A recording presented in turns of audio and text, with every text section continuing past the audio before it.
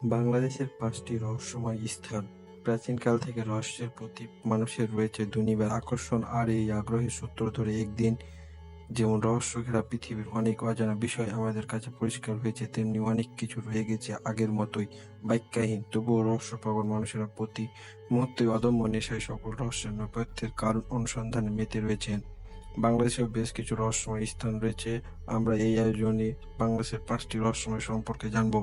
১. বগালেক। বগালেক বান্দরবান জেলা শহর থেকে প্রায় ৭০ কিলোমিটার দূরে ওরমা উপজেলায় কিউক্রাট পর্বতের কাছে অবস্থিত। বাংলাদেশের সর্বোচ্চ উচ্চতায় সুস্বাদু পানি হ্রদ। বগালেক ঘিরে বসবাসকারী বম মুজাহিদরা বিশ্বাস করেন অনেক আগে এখানে ছোট ছোট বাচ্চাদের খেয়ে ফেলা ড্রাগন বাস করত। নিজেদের নিরাপত্তার কথা ভেবে গ্রামের লোকেরা ড্রাগনকে হত্যা করলে ড্রাগনের মুখ থেকে প্রচণ্ড আগুন বের হয়ে পাহাড়কে বিস্ফোরিত করে, আর তা থেকে জন্ম নেই এই লেক।